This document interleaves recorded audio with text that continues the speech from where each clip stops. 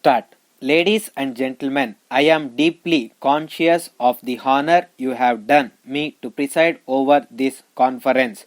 I cannot disguise my feeling of the pride about it because as one who started his career as a stenographer and who can claim to have taken some part along with my friend on my right in the inauguration of the first conference, I feel that it is really an honor done to the profession and incidentally a recognition of my humble services to the cause of the art and the profession.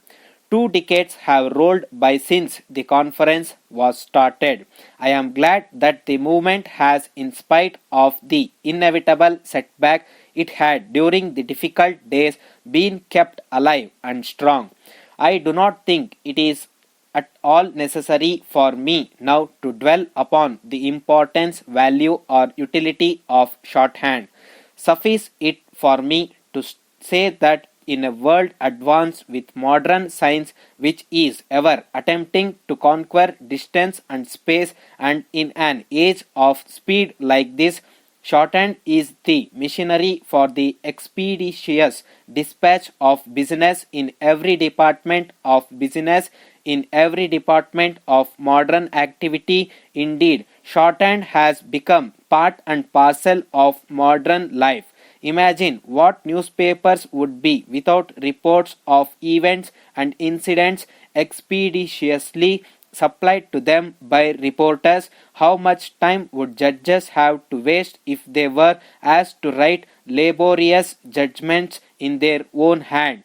Think of difficulty a modern businessman would be in if he had to write his letters in his own hand. So the demand and scope for efficient stenographers are ever on the increase.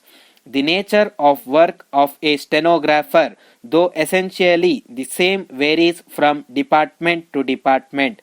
In the legislatures and local councils and committees, verbatim reporting is the keynote, and speeches have to be taken down as delivered and transcribed then and there. In the journalistic field today, owing to exigencies of space, only condensed and descriptive reports are required in a court of law. Precision is the prime need, and in business houses, accurate and neat reports are wanted, while for verbatim reporting, a high degree of skill in shorthand and a good speed are necessary. The preparation of condensed reports requires a capacity to discriminate between the essential and the non-essential, and the ability to set out the background. And in regard to court reporting, a knowledge of law and its technicalities would be useful. In all these cases, it is not enough if a stenographer has a mere mastery of shorthand or even a good speed, which by themselves, of course, are by no means easy to achieve. He must have an all-round general knowledge. He may today be called upon to report the address of a reputed politician, and tomorrow he may have to record the evidence of an expert witness in medicine. Unless a stenographer possesses at least an elementary knowledge of the subjects which he is called upon to report, he cannot do justice to his job and produce a sensible report, which is always required by him. He must have ready resourcefulness and a keen understanding of the background of the events which he is called upon to report. Above all, the great need of a stenographer is a very high character. He is always the custodian of highly confidential information, and he must never deviate from the right path. You know how leakages of budget secrets a few hours before the publication of the budget have led to dangerous speculation in the share and money markets. A stenographer has almost always to work as the personal clerk or secretary or assistant by whatever name he may be called of an officer, and he has necessarily to adjust himself to the ways of his master, and he must therefore have a high degree of adjustability.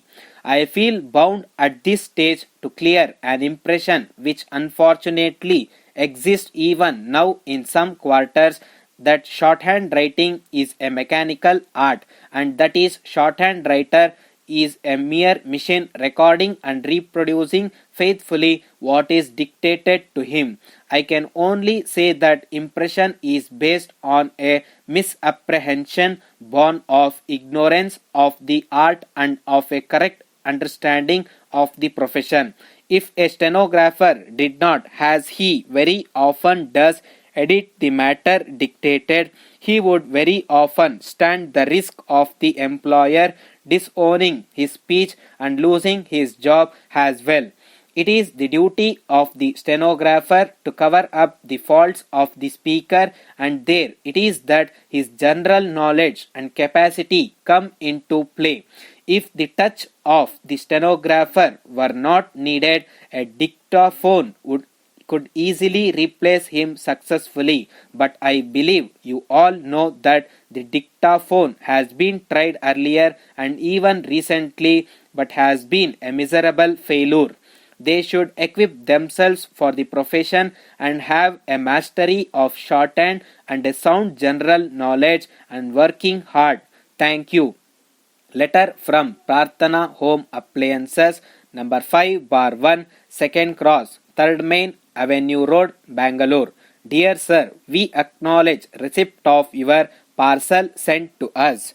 As usual, before opening the box, we asked your local representative to remain present. On opening the box, it was found that out of 100 domestic grinders, 10 of them were broken. It was evident the grinders have been broken either at the boarding point or during the transit. This has not happened at our point, since the damage to these 10 articles are very extensive. Moreover, at the time of unloading the parcel from the lorry, your representative was also present. Therefore, we hope you will appreciate that in view of the contract entered into between us, that supplies will be made without damage at our doors. We would request you to replace the articles immediately. In this connection, we may also add that in the past 2 months, while the supply position has not increased, the demand for this product has shown an upward trend. We do not want to displease our customers, since we are not the agents for your product only. Therefore, we may not like to lose our customers because of the short supply of your product. As our business relation is a well-established one for a number of years, and as our reputation has been maintained well with the public, we not only expect you to replace the articles which have been broken, but also dispatch another consignment of 100 more items within the next fortnight. We are taking speedy action to settle all our outstanding bills within a period of 10 days. As regards publicity and advertisement, we agree to your suggestion. We can share publicity charges equally. We would, however, like you to let us see the advertisements before publication.